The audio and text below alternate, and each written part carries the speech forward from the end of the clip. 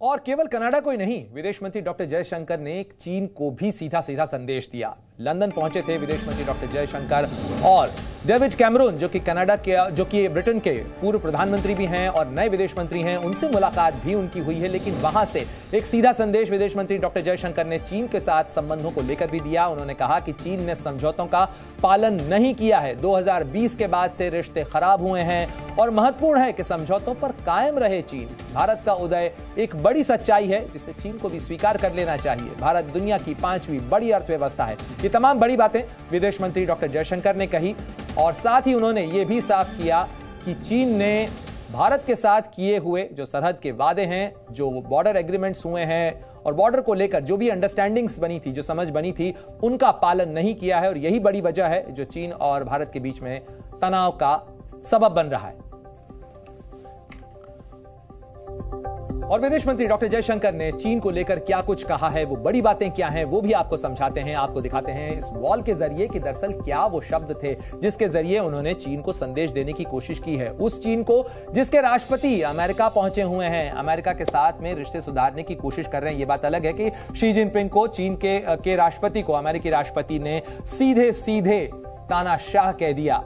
तो देखिए, 2020 के बाद से चीन ने समझौतों का पालन नहीं किया है, क्योंकि अप्रैल 2020 के बाद से चीन की फौजें सरहद के ऊपर अग्रिम मोर्चों तक पहुंची और यही तनाव का सबब बना है, जिसके कारण जून 2020 के अंदर गलवान घाटी जैसी घटना हुई। महत्वपूर्ण है कि इन समझौतों पर चीन कायम रहे और यह भी एक बड़ा मसला है और इससे विश्वसनीयता पर प्रभाव पड़ता है। यह भी बड़ा संदेश विदेश मंत्री डॉक्टर जयशंकर ने दिया और उन्होंने कहा कि भारत और चीन के रिश्ते बेहतर हों, सामान्य हों, इसके लिए बहुत जरूरी है कि सीमा पर शांति और स्थायित्व बना रहे और उसके लिए जरूरी है कि चीन कम से कम उन समझौतों को तो निभाए जो उसने भारत के साथ किए हैं, जिन पर उसने दस्तखत किए हैं। यानी चीन लगातार वादा खिलाफी करता रहा है। यह भारत की बड़ी शिकायत है जो लंदन से विदेश मंत्री डॉक्टर जयशंकर ने दर्ज कराई। There is a certain reality, which is the rise of China. There's an equal reality, the rise of India. The rise may be different, the time frame may be different, the quantitatively or qualitatively they may not be identical. But the fact is, as two countries who are really proximate neighbors, who are the two oldest civilizations of the world, who have survived as nation states, who are in a way exceptional nation states because they are civilizational ones.